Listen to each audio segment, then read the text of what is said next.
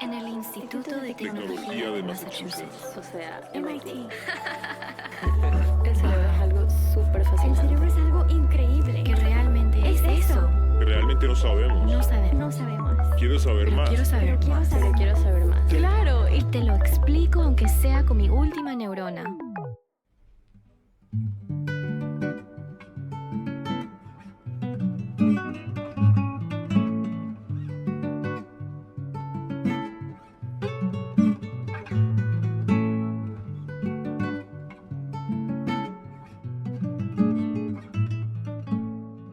Bienvenidos a otro episodio de Mi Última Neurona. Soy Jessica Chomik Morales, host y productora del podcast. Hoy tengo el gran placer de tenerle como invitada a la doctora María Luisa Zubizarreta, lingüista nacida y criada en Asunción, Paraguay.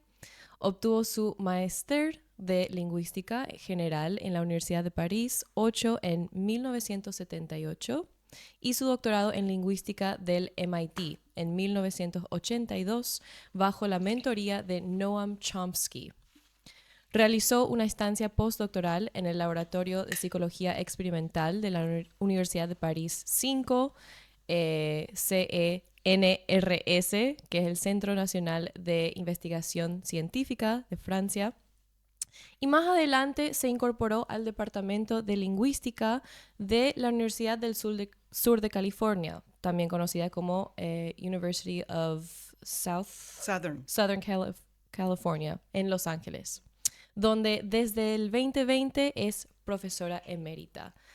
Su trabajo de investigación se centra en la lingüística teórica, en particular en las relaciones entre sintaxis y léxico, sintaxis y prosodia, y sintaxis y semántica. Y hablaremos más sobre qué es eso ahora en el show. Muy bienvenida, doctora. Muchas gracias por aceptar la invitación. Gracias, Jessica. Un placer estar contigo. Y esas son las delicias del Paraguay, que tenés encuentros inesperados, ¿verdad? Sí, así mismo, es tan pequeño el Paraguay. Neurociencia en MIT también con raíces paraguayas. Sí, así mismo. Y bueno, para empezar, antes de hablar sobre su trayectoria del Paraguay a la academia, quisiera definir un poco los términos que vamos a estar usando hoy.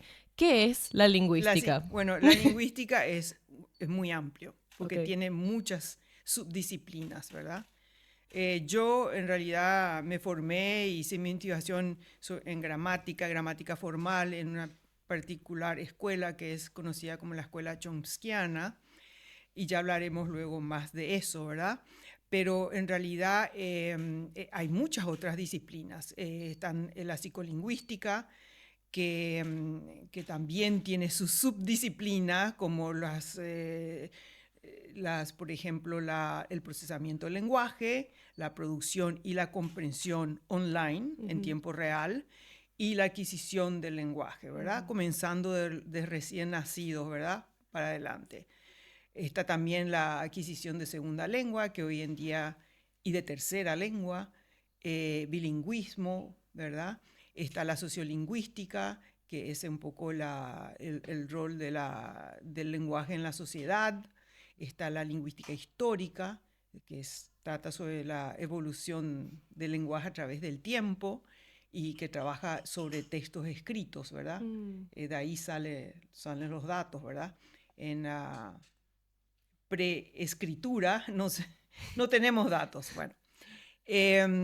Y usted dijo gramática formal. Sí. ¿Cuál es la diferencia? Y porque en realidad hay una formalización, ¿verdad? Porque la gramática es un concepto que todos que fuimos escolarizados tenemos, ¿verdad? Las nociones de sintagma verbal, sintagma nominal, sustantivo, verbo, objeto, todo eso nosotros cuando estudiamos gramática, no tanto tal vez en Estados Unidos, que no había demasiada trayectoria de estudio gramatical en las escuelas, pero nosotros acá en Paraguay siempre estudiábamos, cuando estudiábamos castellano, estudiábamos gramática, ¿verdad? Estudiábamos los tiempos, las declinaciones, ¿verdad?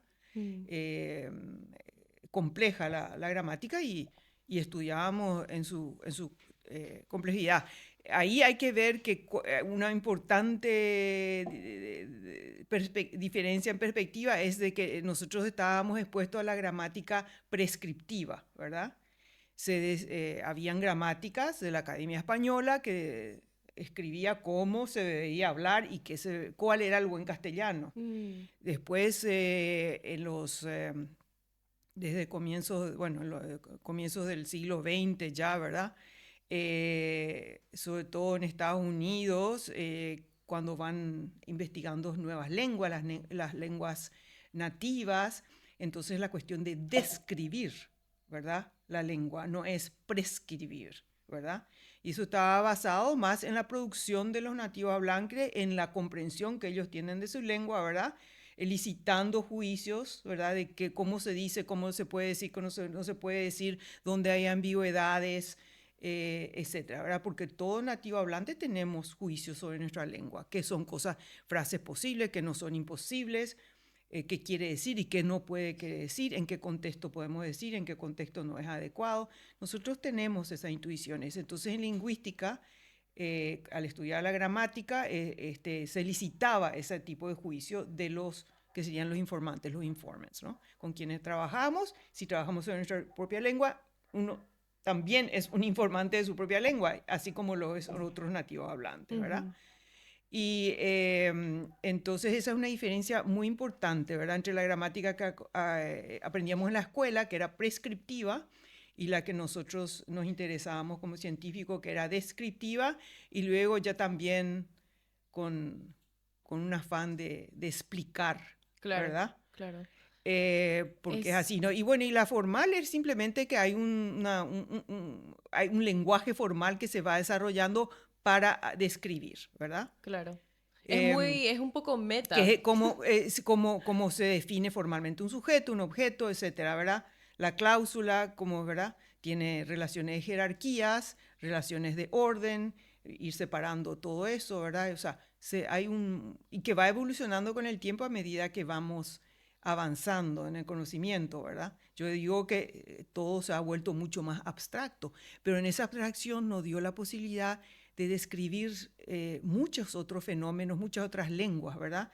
Pues se comenzó en realidad un poco con el inglés y después fue avanzando, las lenguas romances, las germánicas, indoeuropeas, japonés, chino y qué sé yo, pero para decirte nomás de que cuando yo hice mi solicitud para la escuela graduada en MIT. Vamos a pausar un poco. Un poquito, sí, bueno, para volver a eso, no, pero te quería decir nomás cómo las cosas cambian, te quería ilustrar, ¿verdad? En reconocimiento, o sea que no es una cosa como ninguna ciencia, no es estática, cambian, ¿verdad? Y a medida que se va avanzando, los conceptos cambian y la visión que uno tiene de ese objeto de estudio. Y las escuelas de pensamiento también, como ya hablaremos. Exactamente, sí. Una cosa que quería preguntarte antes de adentrarnos más en lo que era específicamente su enfoque dentro de la lingüística, quería saber cómo llegó a ese estudio, o sea, dentro de Paraguay, siendo de Paraguay, sí, ¿cómo fue esa experiencia? No, en Paraguay no había lingüística ni se sabía de nada de lingüística. Te imaginas que estamos hablando de los años 70 y en particular de los comienzos de los años 70, porque yo terminé el colegio en 1973 y es cuando me fui a Europa, digamos, ¿no? Y a París en particular, donde me quedé. Yo ni sabía la existencia de lingüística. Siempre me interesó la lengua porque estudiábamos en el programa de castellano en aquel entonces, no sé si aún se estudia, estudiábamos latín. Y a mí el latín me había abierto una ventana, ¿verdad? Me interesaba muchísimo. Y entonces, en realidad, cuando yo llegué a París, no sé si querés hablar de un poco de mi trayectoria en este momento, pero realmente que yo comencé a descubrir el mundo, ¿verdad? Porque venía de un país muy mediterráneo, muy todavía cerrado, no teníamos redes sociales, ni celulares, ni internet, casi poco y nada, había televisión, radio, o sea que yo no conocía al mundo realmente, no había tenido realmente una experiencia académica amplia, ¿verdad? Entonces, al llegar a París, por supuesto, se me abrió el mundo, comencé a conocer el arte, conocí todo el cine, riquísimo de aquella época, ¿verdad? la literatura, bueno, una nueva lengua que conocía un chiqui, el francés, pues yo hablaba muy bien el inglés, pero no el francés. Entonces, se me va abriendo un nuevo mundo y yo quería quedarme simplemente porque estaba apasionada con todo lo que estaba aprendiendo y viendo, ¿verdad? Un nuevo mundo, ¿verdad? Y entonces yo comencé en realidad con literatura y literatura moderna francesa. En ese departamento comencé, a pesar de mi pobre francés. Pero en esa época todo era posible. Y París 8 en particular era una universidad muy nueva que se había creado después del 68, cuando hubo la revolución del 68. Entonces era una muy abierta, o sea, no tenía la rigidez de la Sorbonne o las universidades tradicionales. Y entonces yo comencé ahí un poco porque se dieron las circunstancias, ¿verdad? Y sí, claro, me interesaba la literatura, pero yo no me interesaba la crítica literaria, ¿verdad? Pero tuve la buena suerte que dentro de ese programa de licenciatura de Letras Modernas Francesas requerían una introducción a la lingüística. Y había un departamento de lingüística que era revolucionario en ese momento y y es donde comenzó ahí a establecerse la visión chomskiana de lingüística, ¿verdad? Y entonces habían muchos americanos que venían de UMass Amherst, de MIT, más o menos en mayo cuando terminan las clases allá, o venían a pasar un año, habían profesores americanos que habían salido del MIT. Y también habían otros de otras universidades europeas que venían a estudiar ahí porque era el único centro de lingüística chomskiana. Y entonces ahí yo descubrí la lingüística, ¿verdad? Y me apasioné con ese programa de científico que proponía la lingüística chomskiana, de que se buscaba lo que era común a todas las lenguas, ¿verdad? Sí, que a pesar de las evidentes diferencias muy evidentes entre las lenguas, como cuando queremos aprender una segunda lengua nos damos cuenta, ¿verdad? Que hay subyacente, hay a nivel más abstracto, hay cosas en comunes y que se buscaba encontrar esa gramática universal, ¿verdad? Y determinar cuáles eran las posibles variaciones entre las lenguas Eso es parte humanas. de la escuela chomskiana. O sea, Chomskiana. justamente le quería preguntar, Sí. definir quién es Noam Chomsky Sí, para Noam que los Chomsky, que sí. no conocen. Chomsky fue revolucionario. Primero de todo, que él estableció el estudio del lenguaje como una disciplina científica y como parte de las ciencias cognitivas, lo que llegó a ser la ciencia cognitiva, ¿verdad? Y eso fue revolucionario y además hay que ver situándose en el tiempo, porque en Estados Unidos era el behaviorism, ¿verdad? Skinner fue una persona muy central sobre eso, ¿verdad? Un poco la idea que ya en la filosofía mucho se había debatido eso, ¿verdad? Ese tumbo, si somos tabula rasa, y entonces vamos aprendiendo y captando en el mundo a medida que vamos experimentando Sí. cuando nacemos y vamos creciendo y percibimos, ¿verdad? Y la otra idea más cartesiana, ¿verdad? Que era racionalista, de que en realidad venimos con mucho conocimiento al mundo, ¿verdad? Genéticamente determinado, ¿verdad? Y luego, al ser expuesto a nuestro mundo y al lenguaje en particular, vamos aprendiendo finalmente, ¿verdad? Pero hay ya una base con que sí. nacemos y a base de eso podemos que aprender. no sé exactamente nurture, ¿verdad? Sí. Que decimos que en castellano seríamos lo que es innato y lo que es aprendido de la percepción, sí. ¿Verdad? Del mundo que nos rodea a través de nuestros sentidos, claro. del entorno a través de nuestros sentidos, sí. nuestra percepción, ¿verdad? Entonces, fueron grandes debates a mediados del siglo XX, ¿verdad? Y Chomsky escribió una crítica muy grande de Skinner, muy importante, que realmente lo puso en la escena. Y bueno, él hizo su doctorado en la Universidad de Pennsylvania, que se llama The Logical Structure of Linguistic Theory, donde en realidad sentó las bases de la lingüística, ¿verdad? Y luego, bueno, van apareciendo los otros trabajos y van evolucionando también, como dijimos, ¿verdad? Entonces, sí, fue revolucionario en su momento. Y cuando usted estaba trabajando en París y después se fue a hacer su doctorado en MIT, ¿cómo comunicaba lo que estaba haciendo y estudiando en su familia en Paraguay? Era exótico, o sea, ¿qué es la lingüística? Y bueno, hasta ahora me preguntan, ¿verdad? ¿Qué lengua estudias? Me dicen, ¿verdad? O sea, como que estudias una lengua. Y sí, estudiamos queremos llegar a las respuestas a las preguntas que tenemos a través del estudio de las lenguas, pero todas son pertinentes, ¿verdad? Claro. Y yo he trabajado sobre varias lenguas, a pesar, bueno, lenguas romances, germánicas, pero también porque tenía estudiantes coreanos, he trabajado sobre el coreano con mis estudiantes coreanos, mucho, ¿verdad? Y bueno, y finalmente terminé con el guaraní, que es donde quería en realidad comenzar y que no pude comenzar. Para los que no saben, Paraguay tiene 2 idiomas nacionales. Uno es el español, obviamente, y la otra es guaraní, que es bueno, no sé si se le diría lenguaje nativo, Sí, indígena. bueno, sí, el guaraní paraguayo es una de las tantas lenguas del tupí guaraní, de la familia tupí guaraní, ¿verdad? Que abarca no solamente Paraguay, sino Argentina y Brasil, ¿verdad? Sí, Claro. es una familia lingüística muy grande, ¿verdad? Y eso le atrayó, obviamente, porque es de Paraguay. Y porque era el Paraguay una Sí. lengua tan diferente, que yo no la hablaba, pero sí que me interesaba, ¿verdad? Sí. Y bueno, eso demuestra que uno no tiene que saber cómo hablar el idioma, o sea, para poder Exactamente, estudiarla te imaginas, y formalmente. coreano menos aún, Sí. ¿verdad? Pero yo tenía estudiantes coreanos con quien trabajaba, ¿verdad? Sí.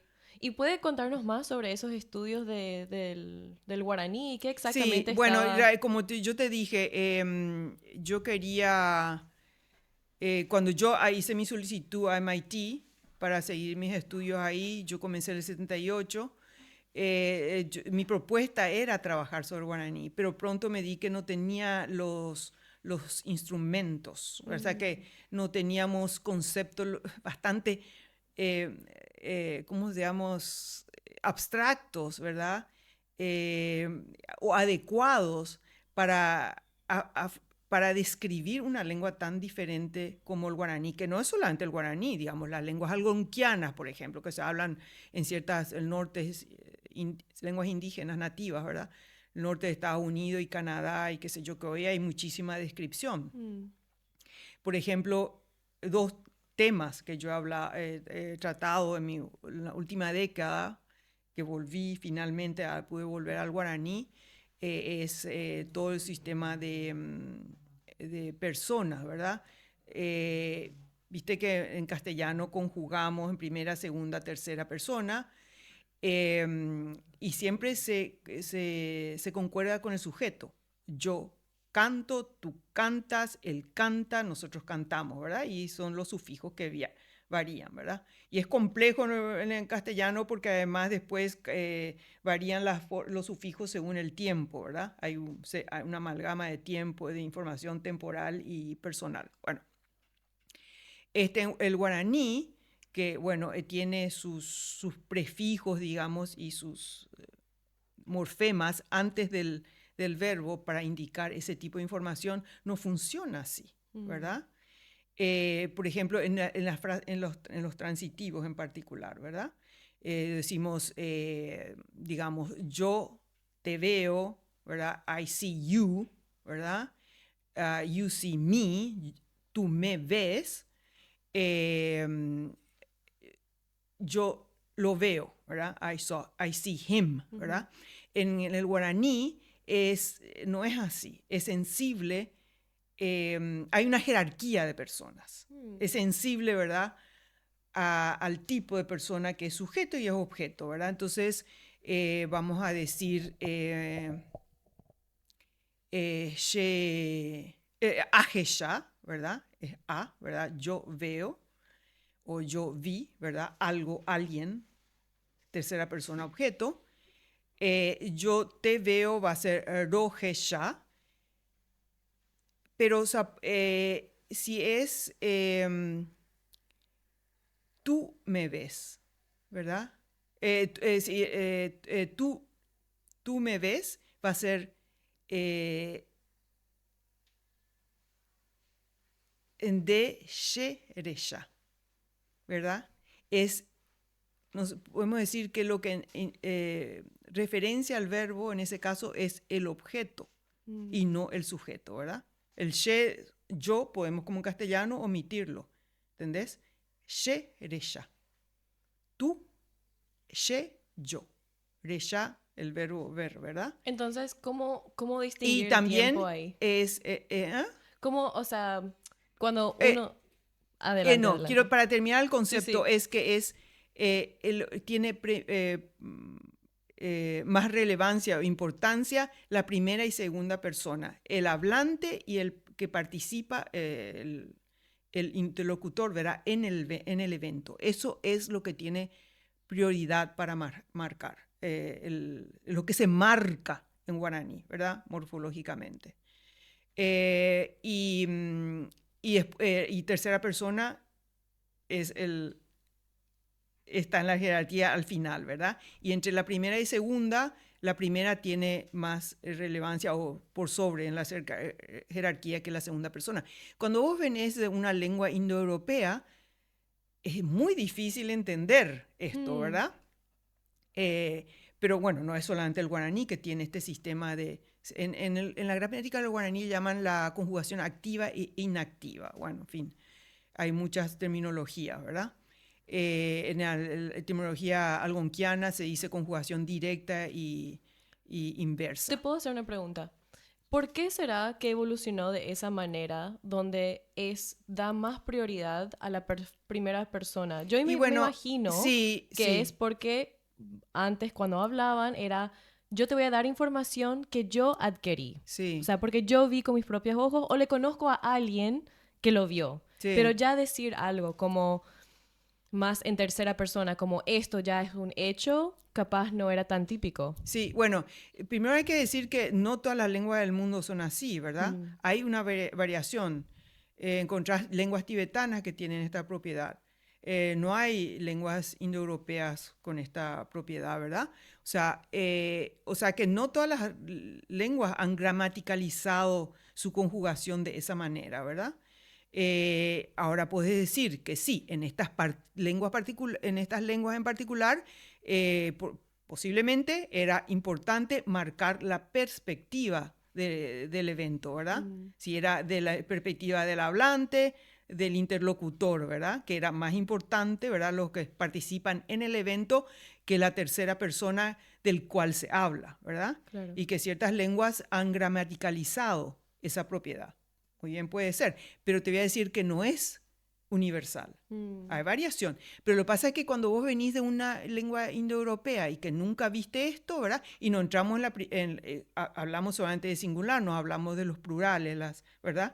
Que todavía es más complejo. Entonces, bueno, tenés que tener los instrumentos formales para poder describir eso. Y bueno, ahora sí lo hay, ¿verdad? Y podemos describir. Cuando yo comencé, no teníamos los instrumentos, todavía no era lo suficientemente abstracta la descripción sintáctica. Estábamos todavía mucho ya solo en verbos auxiliar, verbo, sujeto, auxiliar, verbo, objeto, un poco lo que habíamos heredado de la gramática tradicional, ¿verdad? No teníamos los instrumentos, vocabulario para describir este tipo de lengua, ¿verdad? Y el inglés luego se comenzó describiendo en los años 60, se trabajaba dentro de la lingüística formal chomskiana, se comenzó con el inglés, ¿verdad? Y después se fueron viendo otras lenguas y se viendo que habían variaciones, que habían que introducir nuevos conceptos, etcétera, etcétera, ¿verdad? Y entonces, sí, yo creo que no estaba yo equipada en los años 70, ¿verdad? Claro. Para poder trabajar sobre el guaraní, yo personalmente, ¿verdad? Pero al final del cabo sí. Y después ya, sí, a partir del... Yo comencé a interesarme otra vez en el guaraní hacia el 2007, 2008, ¿verdad? Pero realmente comencé a investigar seriamente en la década 2010, 2012, 2013, ya tenía una perspectiva sobre el guaraní, ¿verdad? Y ya había avanzado también la escuela de pensamiento Totalmente, dentro, sí. ¿verdad? Y ya también teníamos como referencia muchísimos otros trabajos que se hicieron sobre otras lenguas y lenguas que comparten ciertas cosas con el guaraní, como yo te digo, las lenguas algonquianas. Sí. Entonces, podíamos leer, ¿verdad? Y ver cómo ellos describieron eso, ¿verdad? Y que introducieron nuevos también conceptos y... ¿Cuándo se formalizó un diccionario en guaraní? Bueno, hay un diccionario que ya viene de la época de los jesuitas, ¿verdad? Los Sí. jesuitas, ellos ya para evangelizar, ya comenzaron a estudiar el Eran los guaraní. misioneros, Los ¿verdad? misioneros jesuitas, sí, en el siglo XVII.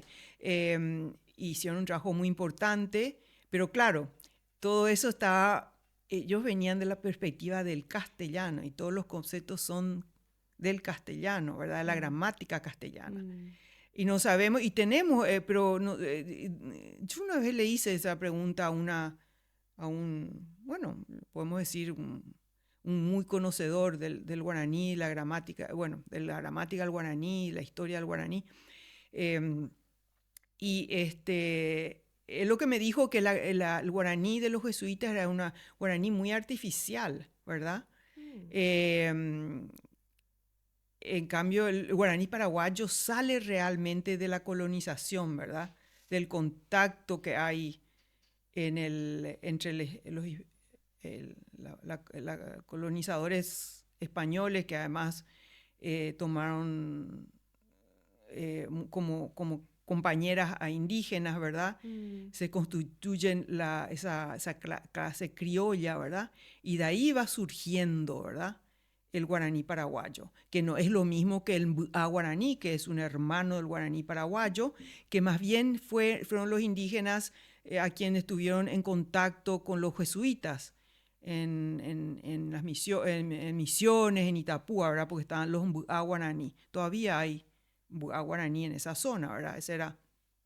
Y habían otros, ¿verdad? Los Son abá como guaraní, qué sé yo. derivados de un guaraní Bueno, el antiguo, tupí, se sí. dice sí que el tupí, así como hablamos de la línea indoeuropea, ¿verdad? Claro. Hablamos de una que se ha reconstruido, ¿verdad? Una especie de tupí guaraní, de familia tupí y guaraní, que también es una familia muy grande. Hay una rama del cual están el guaraní, el abá guaraní, el guaraní paraguayo, el pabutená, el ñandeva en la frontera del Chaco con Bolivia, ¿verdad? Son todos lenguas hermanas, digamos, ¿no? Y que son una rama de esa tupí guaraní. También se extiende al Brasil, es muy grande, una familia muy grande en el Brasil, lingüísticamente hablando. Y para estudiar el guaraní paraguayo, ¿usted tuvo que venir a Paraguay y pasar Sí, tiempo? sí. ¿Dónde? Y no, yo siempre trabajé con consultores, ¿verdad? Okay. Tuve muchos distintos consultores que eran profesores de guaraní y eso era importante para mí porque tenían un poco de noción de gramática, y era más fácil trabajar con esa clase de gente. Y fue cambiando, trabajé también con la que trabajaba en el Instituto Superior de Lengua, que dependía la coordinadora, que es parte de la Facultad de Filosofía de la Nacional, y ella me facilitó mucho también, porque cuando trabajamos sobre el guaraní queremos también, o con otra lengua, replicar nuestros datos, ¿verdad? Entonces, muchas veces queremos, a veces lo hacemos con 3 personas, con 3 informantes nativo hablantes, pero hicimos estudios con 12, 14, 15 personas, o sea, y gente que estaba dentro que son todos nativos hablantes del guaraní, que estaban haciendo sus estudios para ser profesores bilingües.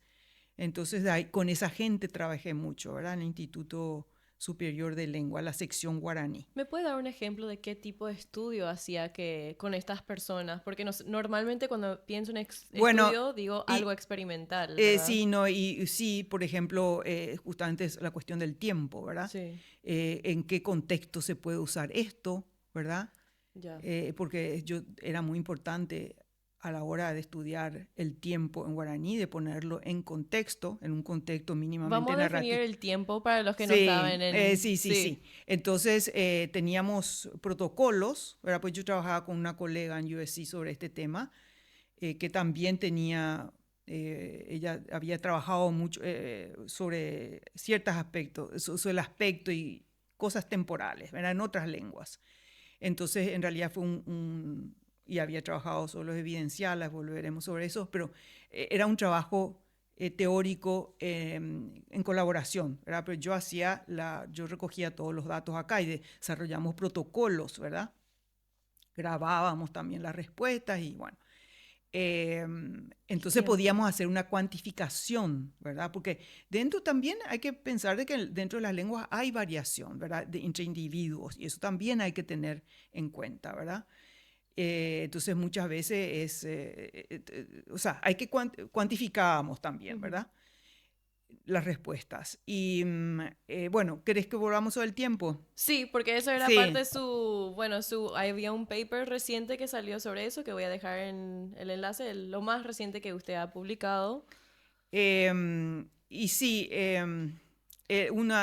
porque en realidad lo que nos hizo posible hacer estos estudios sobre el guaraní, en particular las evidenciales y el tiempo, en guaraní fue una ayuda financiera, o sea, un grant del National Science Foundation de Estados Unidos. La Fundación Nacional de Ciencia. Sí, de Estados Unidos, ¿verdad? Que nos dio los fondos para hacer esto, ¿verdad? Y bueno, un tema importante era, o central, habían dos, la evidencialidad, que es lo que vos definiste al comienzo de esta conversación, ¿verdad? Es el source of information, de dónde viene la información, ¿verdad? Si es de directa, o sea, perceptiva, si escuchamos de tercera persona, ¿verdad? Muchas lenguas codifican eso gramaticalmente, ¿verdad? De dónde surge la información, ¿verdad? ¿Cuál es perceptivamente? Si escuchamos, si vimos, si por ejemplo es una inferencia, ¿entendés? Muchas lenguas codifican esa. Y también cuando adquirimos esta información, ¿verdad? Sí, porque los evidenciales a veces, no siempre, llevan información temporal también, ¿verdad? Vamos a dar unos ejemplos para no perdernos en lo muy abstracto. Entonces, en español podría ser o me pasó esto, entonces en el pasado, o quiero hacer algo, eso implica en el futuro, o estoy haciendo algo. Bueno, hablando, el tiempo. Ahí vamos a volver sobre la definición. Sí. Porque en castellano tenemos solamente esa palabra, ese léxico tiempo. Sí. Y se usa lastimosamente para decir, y en inglés hay dos conceptos, time, ¿verdad? Que es el tiempo en general, y después hay otro término que es más técnico y que se refiere a una entidad, digamos, sintáctico, semántico y morfológico, que es el tense, y que también en castellano le traducen como tiempo, pero es ambiguo, ¿verdad? Así que para el propósito de esta conversación podemos llamar a tense tiempo T, tal vez, ¿verdad? Y bueno, la temporalidad es también una cuestión de perspectiva, ¿verdad? Porque nosotros, la computación, el computation, ¿verdad? Del tiempo se hace a partir de una cierta perspectiva. O sea, una frase simple, ¿verdad? Se ancla en el tiempo del hablante, ¿verdad? Cuando hablamos de un pasado, es con respecto al tiempo del habla, ¿verdad? un futuro con respecto al tiempo del habla, ¿verdad? Uh-huh. Y el tiempo del habla se sitúa en un momento dado, ¿verdad? Sí. Entonces hablamos de que hay una perspectiva en la temporalidad, ¿verdad? Y entonces, pero no es, hay varios componentes en la manera de construir el tiempo en las lenguas. Está el aspecto, y estos son conceptos que ya nos vienen, o sea, vocabulario en realidad, pero se ha avanzado mucho en su comprensión, ¿verdad? En sus estudios. La noción de aspecto, ¿verdad? Que es un poco, sitúa un evento, ¿verdad? Después está el tiempo de evaluación, que el que hablamos. Vamos a dar ejemplos. Sí, no, pero no puedo dar ejemplo de manera aislada, porque estos se interactúan. Digamos, hablamos del tiempo del habla. Nosotros hablamos siempre eso en términos técnicos, es el tiempo de evaluación, ¿verdad? Que en una frase simple es el hablante, ¿verdad? Pero en una subordinada no es el hablante.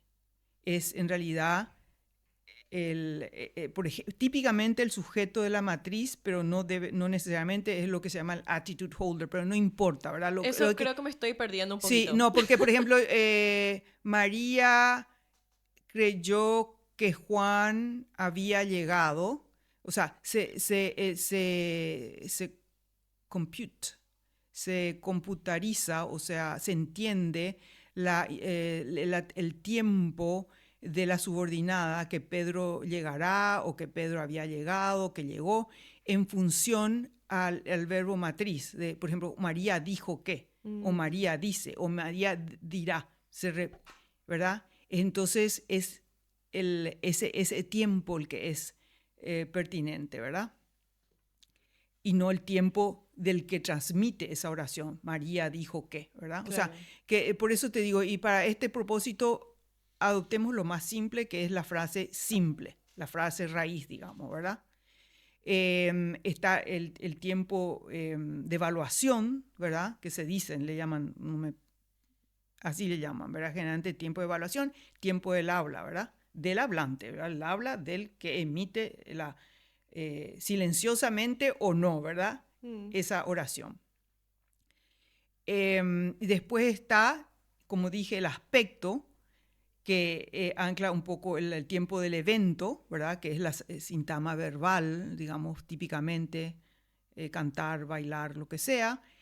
Pero hay el tiempo T, ¿verdad? Que es el que sitúa, se relaciona el tiempo de aspecto con el tiempo de evaluación. Y voy a ir a algunos ejemplos para ilustrar esto mejor. Simplemente en un pasado simple ni necesitamos hablar tal vez de aspecto, ¿verdad? María habló, ¿verdad?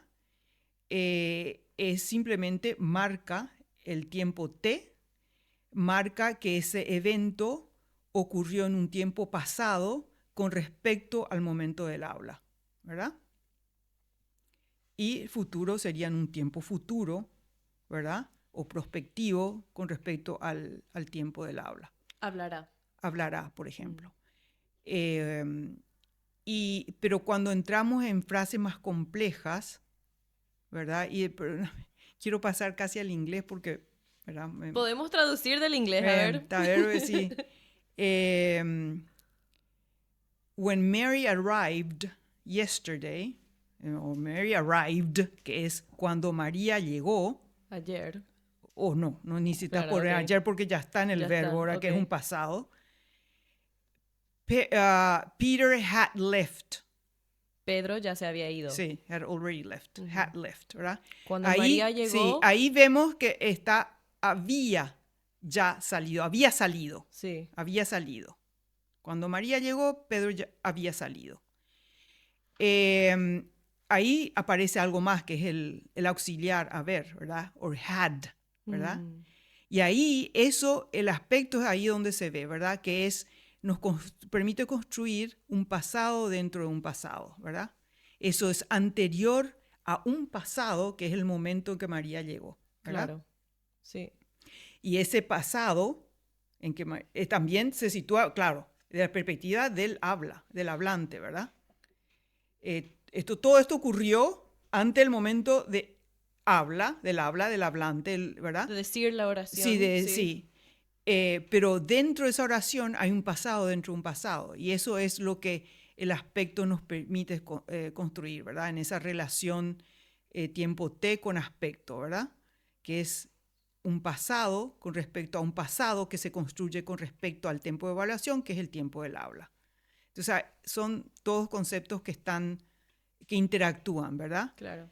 Y, son como layers, no sé de cómo sí, se dice. exactamente. Layers Y en de una tiempo. visión sintáctica. ¿Cómo se dice layers en español? Jerarquías. Jerarquías, Sí. sí. Y nosotros en una visión sintáctica de esto tenemos la idea que el tiempo de evaluación en una estructura sintáctica, una oración, está por arriba del tiempo T y el tiempo T por arriba del aspecto, ¿verdad? Que modulates, ¿verdad? Ujú.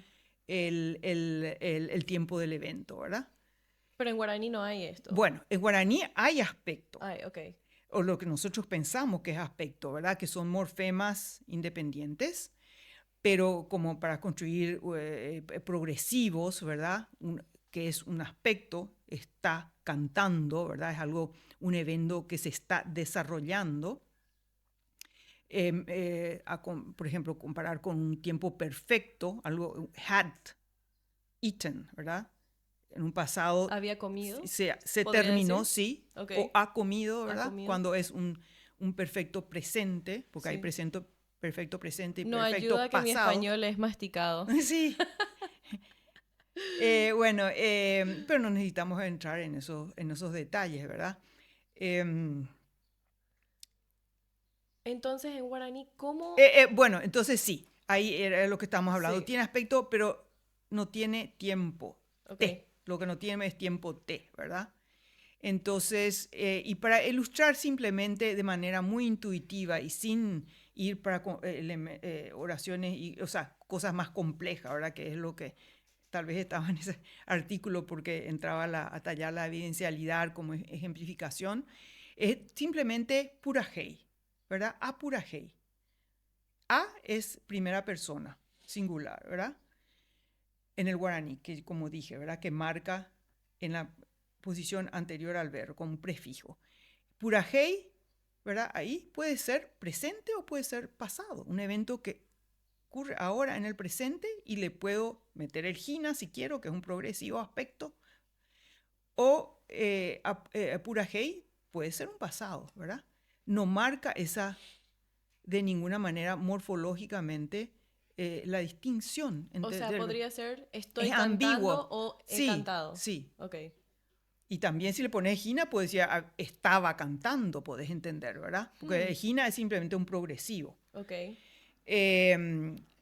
Y tiene la manera de poner un aspecto y hacerlo sin ambigüedad pasado, que es el curí, pero no necesitamos entrar tampoco eso. Lo importante es ver de que es ambiguo entre presente y pasado, ¿verdad?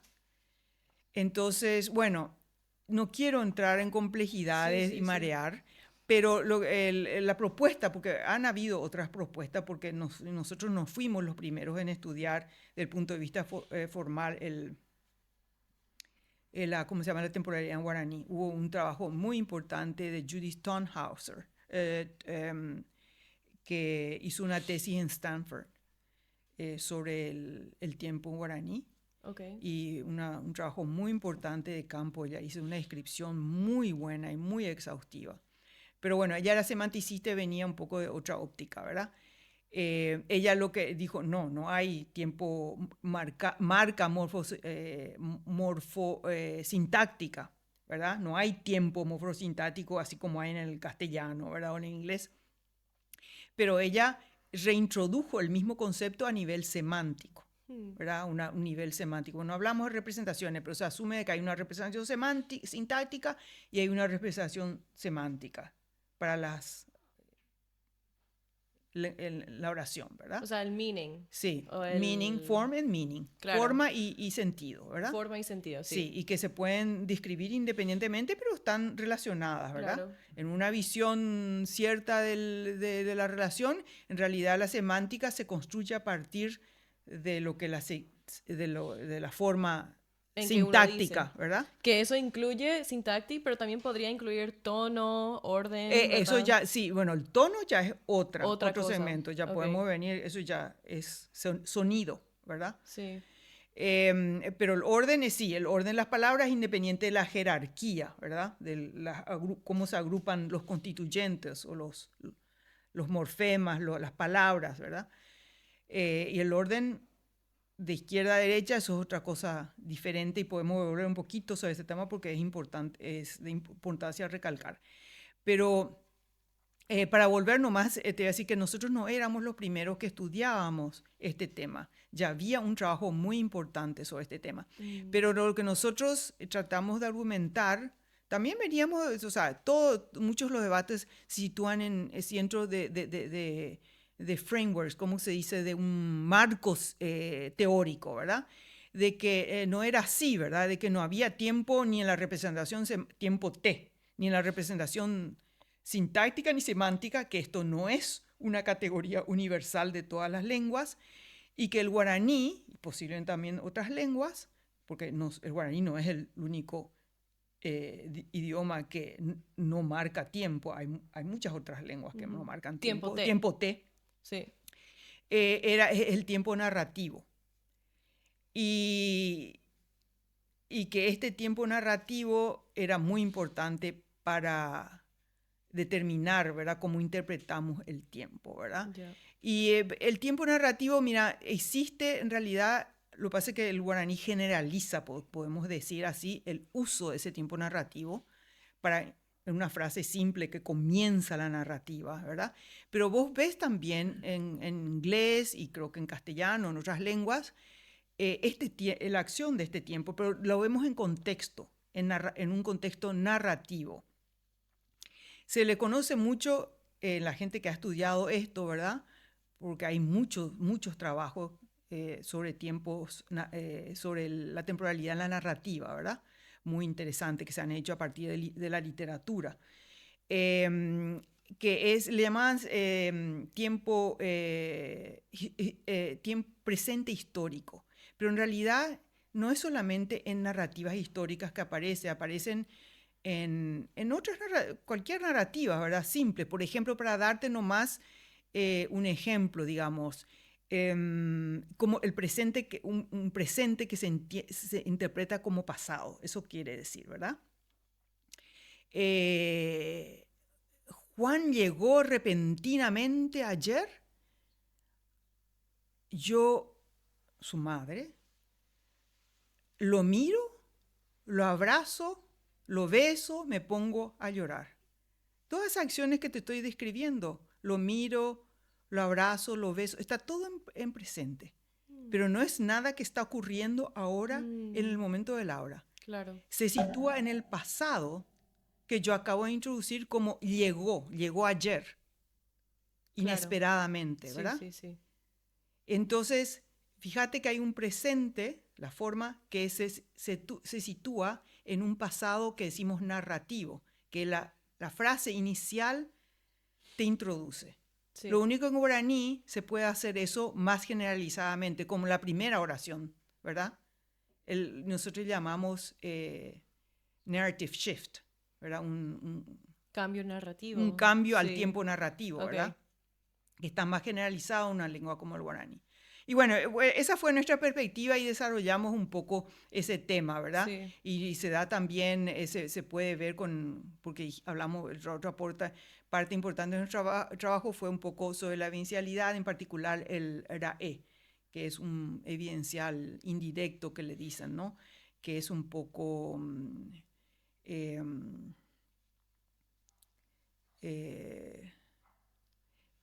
en castellano no hay morfemas evidenciales, pero hay otras maneras de interesar. Por ejemplo, yo llego, que es un evidencial directo, es evidente lo que yo veo, percibo en el momento, ¿verdad? Okay. Veo qué, escucho qué, ¿verdad? O vi qué, escuché qué, ¿verdad? Pero, por ejemplo, yo llego a casa y veo el saco de Pedro ahí, de mi hijo, ¿verdad? Ujú. Y digo, Pedro ya llegó, por lo visto, al parecer. O sea, hay una inferencia a partir de una percepción, ¿verdad? Claro. Bueno, y el guaraní tiene un morfema dedicado para esto que genera E y que tiene también aparentemente un valor evidencial, ¿verdad? Que es el momento de la evidencia, es en el momento del habla o cercano al habla, ¿verdad? Okay. Pero también está sujeto a narrative shift, a los cambios de tiempo. Cuando lo pones en una narrativa, ya no es con respecto que se define su temporalidad con respecto al momento del habla, sino con respecto al tiempo narrativo. Si lo pones en una subordinada, con respecto al tiempo de la matriz. O sea, depende dónde está en la oración, va a cambiar. Sí, Okay. o sea, su contexto, ¿verdad? Ya. Y eso, entonces nosotros también estudiamos mucho eso, Okay. ilustramos la relevancia del tiempo narrativo al estudiar el RAE, el evidencial, en contexto narrativo, ¿verdad? Ya. Bueno, y eso fue, eso es innovador, digamos, porque en realidad vos mirabas las gramáticas guaraní y siempre lo consideraban un temporal pasado, reciente o lo que sea, ¿verdad? Quisiera saber a qué se puede aplicar estos conocimientos, ¿verdad? Porque uno es entender cómo está estructurado este lenguaje, ¿verdad? Bueno. De cómo estos conceptos abstractos se comunican, por qué capaz no hay, no sé si el por qué se puede responder, pero que no haya palabras que en otras lenguas sí para describir tiempo o la manera Sí. que lo hacen. Lo Uno que es por universal, entender. lo que es universal, venimos. ¿Cuáles son los conceptos Claro. universales que existen en todas las lenguas? Nosotros pensábamos que el tiempo era Y había universal sido que no. y que no necesariamente, y que Ok. hay otras maneras de compute, de algoritmizar, o sea, de el tiempo, ¿verdad? Claro. O sea, ¿cómo diríamos? Compute. No sé si De podemos buscar en internet rapidito. computation. Bueno. A ver. em, How do you say to compute in Spanish? A ver. Calcular. Procesar. Computar. Sí, computar también. Sí. Bueno. El algoritmo Y te voy computa a el decir, porque resultado. usamos mucho, yo uso mucho ese término y no es un azar. Porque ahí volvemos un poco sobre la parte histórica de la gramática chomskiana. Chomsky estuvo desde el comienzo muy influenciado por computational, por la ciencia computer science, ¿verdad? Ciencia computacional. Turing. Sí. Porque Chomsky en su principio escribió mucho sobre también, y ahora en su última obra, digamos, con otros colaboradores, sobre la parte matemática de la lingüística formal, digamos, ¿no? Y él fue muy influenciado, se hablaba mucho en esa época del Turing Machine, ¿verdad? Y un Turing Machine aplicado al lenguaje, ¿verdad? Y él siempre fue inspirado mucho por el lenguaje computacional. Luego las primeras gramáticas eran input-output, ¿verdad? Desde el comienzo, ¿verdad?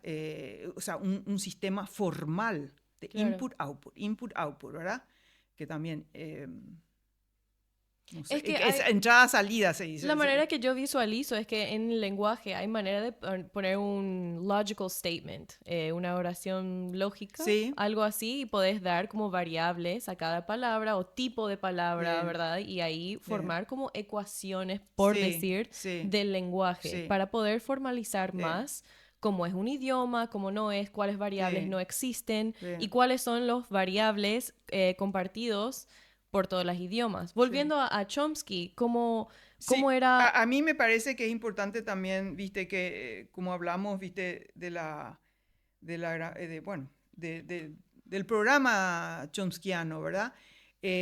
Hablamos de behaviorism, ¿verdad? Versus racionalismo, ¿verdad? También Sí, ¿verdad? ¿Por qué el interés de estudiar una gramática, encontrar una gramática universal? Porque la idea era, y el concepto de gramática universal ha evolucionado muchísimo, ¿verdad? De ser algo muy rico, de ser algo mucho más minimalista en la visión chomskiana, ¿verdad? Pero era que a través de ese estudio, de la búsqueda de esa gramática universal, lo que estábamos buscando era cuál era la facultad del lenguaje innato que trae el humano el momento de llegar al mundo y aprender una lengua. O sea que fue muy importante en la trayectoria de muchos estudios y hasta hoy en día, ¿verdad? De la adquisición del lenguaje, de los más pequeños, ¿verdad? Y no te digo solamente de sintaxis, semántica, fonología, ¿verdad? Todo, o sea, esos trabajos sobre fonología importantísimo que estaba influenciado por esta visión. Por ejemplo, trabajos muy no sé, que se hicieron muy tempranamente en los años 70 y 80. Hicieron, por ejemplo, muchísimas investigaciones con pequeños bebés.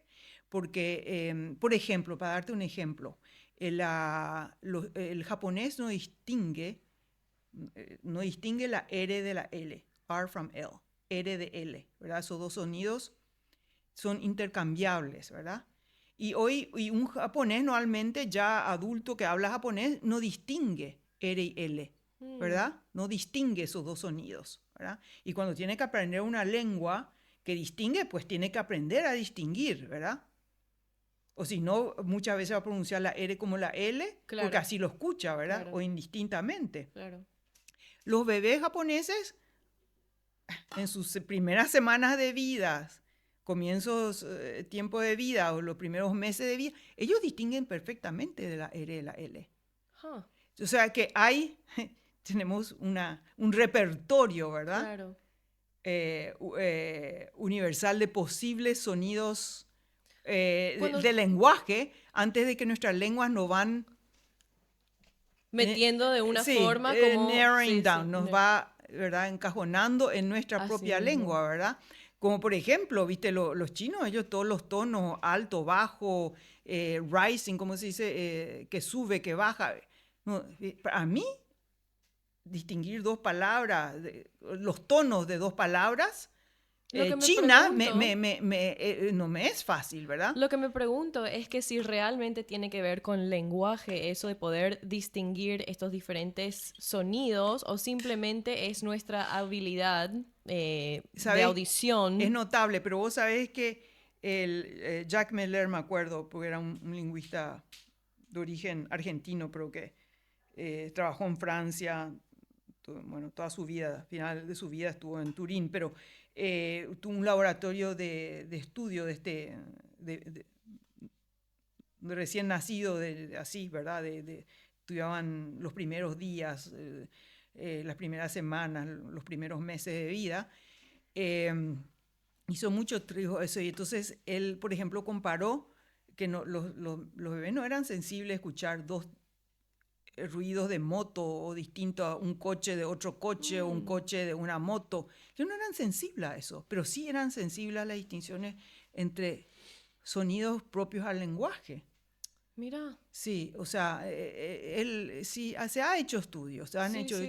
Bueno, cosas fascinantes se han hecho y se siguen haciendo, ¿verdad? Claro, no, claro. Y bueno, como neurocientífica me pregunto cómo eso aparece en el cerebro, cuáles son las diferencias. Y bueno, y según la hipótesis era, ¿verdad? La hipótesis era, pero todo va cambiando a medida que aprendemos muchas cosas, de que venimos predispuestos para hacer distinciones lingüísticas, ¿verdad? Pertinentes a las lenguas que existen.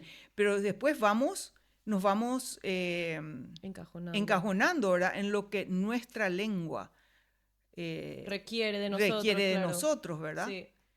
Y de ahí la dificultad, en parte, a una adquisición de segunda lengua ya de adulto, ¿verdad? Claro, la interferencia. Y la interferencia de la primera lengua. Yo me interesé un poquito sobre esto, y estudié un poquito con estudiantes sobre la cuestión del ritmo castellano versus inglés, ¿verdad? Para los nativos hablantes de castellano, ¿verdad? Los stress patterns, el acento, los patrones de acento, del acento en el sentido técnico, ¿verdad? Donde está la proeminencia al final o al comienzo de la palabra o del comienzo final de la oración, sobre el verbo, el sujeto, ¿verdad? Las lenguas germánicas tienen posibilidades diferentes a las lenguas romances, en particular el español, ¿verdad? Entonces, estudié un poquito esas preguntas, ¿verdad? Con estudiantes. Y no, es un área enorme y muy rica que se está desarrollando muchísimo. ¿Cuáles son las críticas más grandes de esta teoría chomskiana?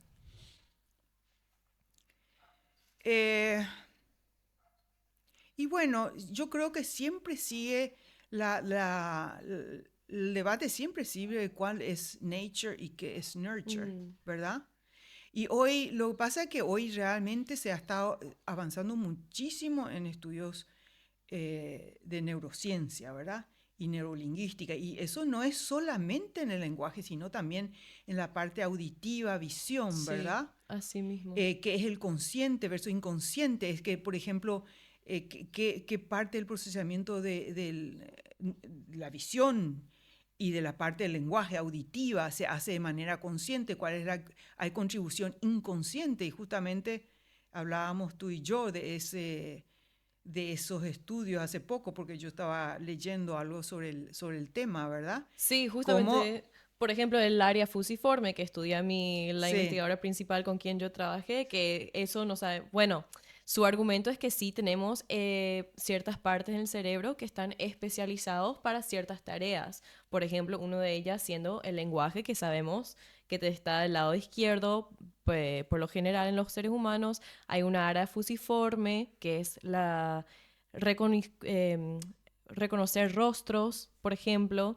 Pero hay muchos debates dentro de la neurociencia, como bien dice, de si ya nacemos con esa habilidad que se tiene que desarrollar con experiencia, o si es con la experiencia que nos da un lugar para esto. Claro, no, de todas maneras, siempre fue la visión chomskiana de que nunca se dijo de que el input, ¿verdad? El environment, lo que nos rodea es sin relevancia. De eso se ha hablado mucho de los niños salvajes, ¿verdad? Que crecieron solos en el bosque o con lobos, ¿verdad? Sí. Y que se los encontró ya de más grandecitos, se les trató de enseñar lenguaje, no pudieron nunca aprender lenguaje. O mismo chicos, vieron unos casos así en California, en Los Ángeles, que se estudiaban mucho de una niña que sus padres la tuvieron en un closet hasta que se la descubrió de grande, ¿verdad?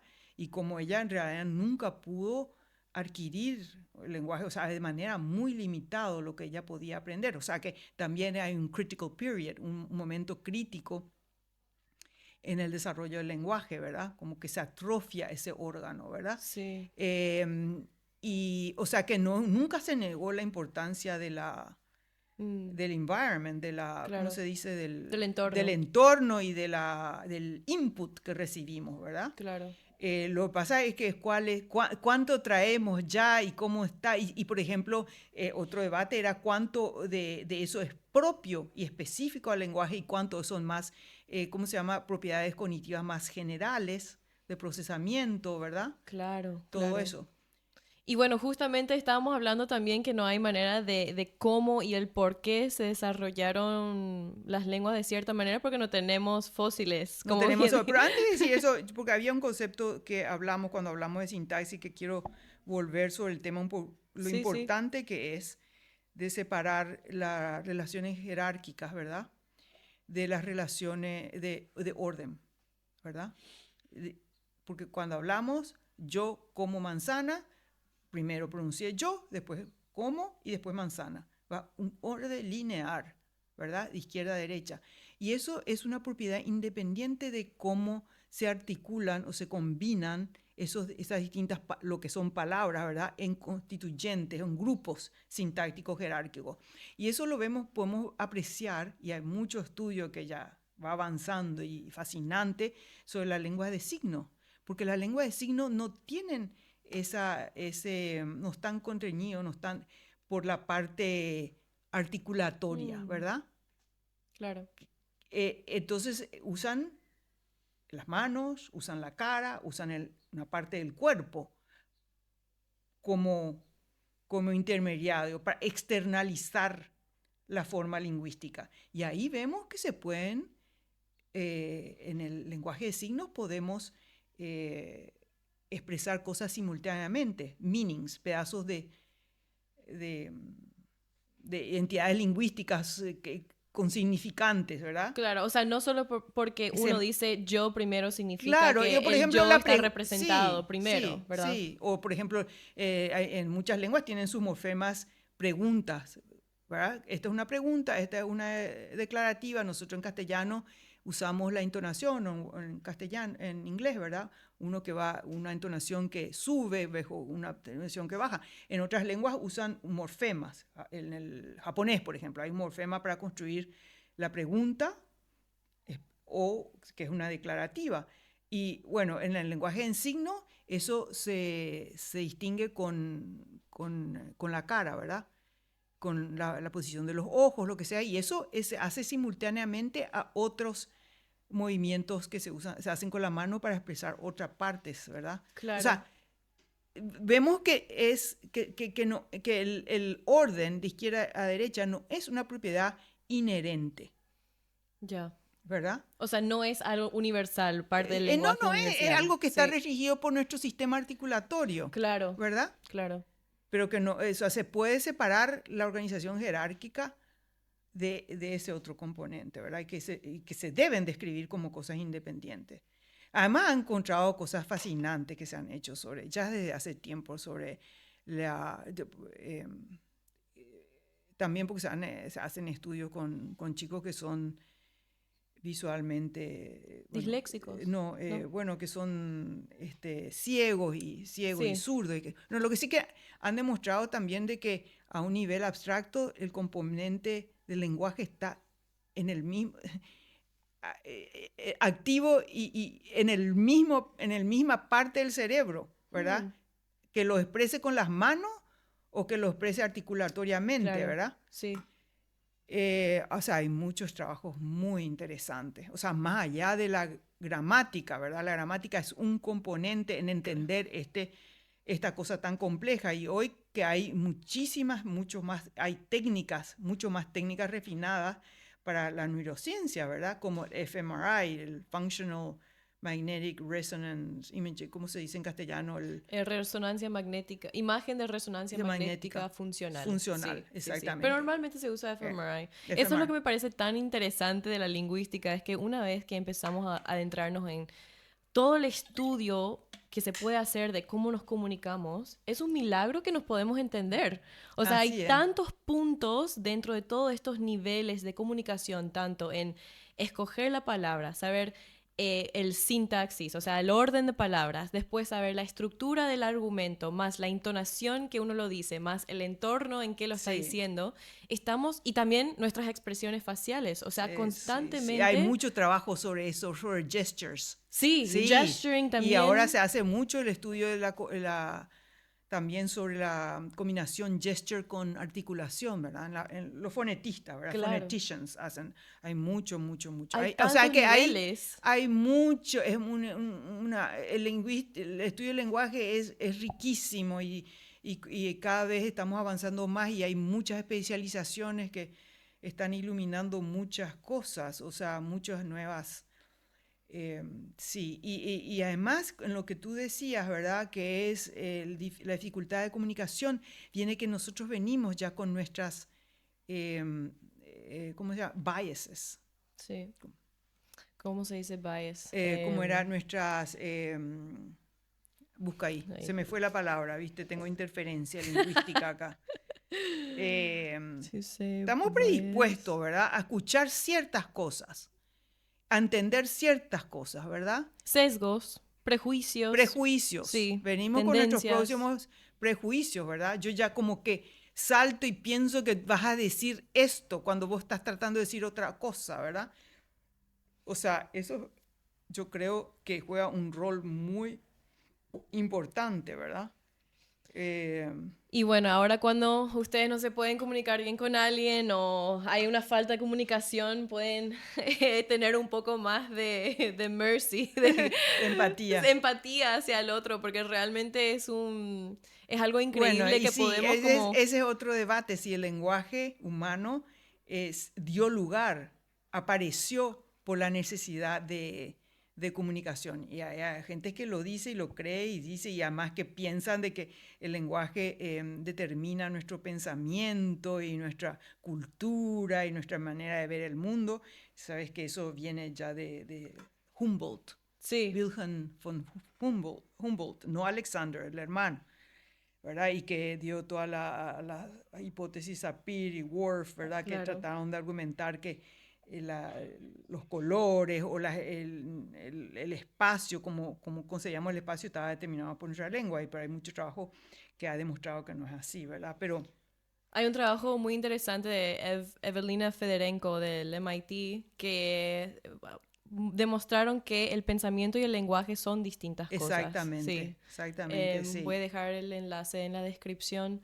Y bueno, para terminar... Y ahí, terminando con ese tema, quiero decir de que ahí también Chomsky ha adoptado lo más común es pensar de que el lenguaje se desarrolló en el ser humano para poder comunicar, porque la comunicación es importante, ¿verdad? Somos entes sociables, o sea, nosotros no nos podemos definir sino en sociedad, ¿verdad? Igual los animales, ¿verdad? Que viven en manada y qué sé yo. Pero su visión es no, de que el lenguaje fue fortuito, que coaptó una capacidad matemática que surgió en el hombre y que fue instantáneo, coaptó un mecanismo, ¿verdad? Matemático para que luego eso se desarrolló y dio lugar a lo más complejo que es el lenguaje hoy, ¿verdad? Claro. Pero que la esencia del lenguaje apareció así, ¿verdad? Como aprovechó algo que el cerebro humano desarrolló. Pero era solo su capacidad puede matemática. haber como teorías, ¿verdad? No hay manera de comprobar. Exactamente, no tenemos fósiles, como dijimos, ¿verdad? Sí. Pero es un tema que sigue apasionando y que se sigue debatiendo, especulando, digamos, ¿no? Especulando. Doctora, para cerrar la conversación, ¿tiene algún consejo para nuestros oyentes jóvenes, universitarios, que estén interesados en la lingüística? Bueno, como dije, la lingüística es súper amplia. Hay muchas facetas del estudio del lenguaje porque es complejo el lenguaje, ¿verdad? Y que sí, que si a alguien le apasiona el lenguaje, hay mucho para estudiar y hay muchos centros interesantes donde estudiar. Y bueno, hoy en día, como vos me decías, ¿para qué sirve? ¿Qué sé yo? Bueno, está la lingüística computacional, bueno, ese ya es otro debate que me parece para otro día, ¿verdad? El enfoque de la lingüística computacional, porque ahora con el ChatGPT, traductores automáticos y qué sé yo. Pero hay que ver de que en realidad lo que hacen esos sistemas que están basados en big database, o sea, bases de data enormes. Inmensa, sí. ¿Verdad? De toda la enciclopedia, de todos los libros, de todos los diarios, qué sé yo, radio, todo, o sea, base de datos inmensos a partir de los cuales esos algoritmos pueden construir e interpretar, ¿verdad? Claro. Pero la pregunta es si el cerebro humano funciona así. Y probablemente no. Yo creo que no. Y otra cosa es la capacidad de la lógica, ¿verdad? Que nosotros tenemos, la lógica humana, ¿verdad? Eso todavía estamos muy lejos, ¿no? O sea, yo creo, ¿no? Puede ser que se vaya avanzando, pero... ¿Y algún consejo para el estudiante paraguayo que, como usted, quiere también salir más adelante en la academia? Y bueno, hoy te voy a decir que hoy muchos jóvenes paraguayos salen. O sea que yo soy de los años 70, donde nadie salía, era un país mediterráneo, muy cerrado, ¿verdad? Éramos 3 millones de habitantes, ¿viste? Eran las épocas de las dictaduras militares, o sea, tenía pocos recursos, no había manera hacía poco, o sea, no, era difícil, sobre todo para una mujer, era muy difícil. hoy muchos chicos paraguayos salen a estudiar al exterior y se lucen. Yo cada vez, siempre estoy, ¿verdad? Que sean músicos, médicos, en computación, en ciencia, escuchamos casos. Y eso que somos un país chiquitito, ¿no? Escuchamos en Alemania, en Estados Unidos. Yo siempre, muchas veces yo escucho de chicos jóvenes paraguayos y cómo se destacan en el extranjero. O sea, hoy en día toda la información está ahí, ¿verdad? No digo que sea fácil encontrar los medios para salir a estudiar, ¿verdad? Eso es un desafío, sigue siendo, ¿verdad? Pero también hay más tal vez posibilidades que antiguamente. Y, o sea, yo creo que no necesitan de mi consejo. Todos necesitamos de consejos de personas con mucho éxito como Bueno, usted. Realmente fue un placer hablar con usted sobre todos estos temas muy complejas, pero muy interesantes. Muchísimas gracias por aceptar la invitación y conversar conmigo. ya, gracias Jessica, fue un placer. Bueno, hasta la próxima.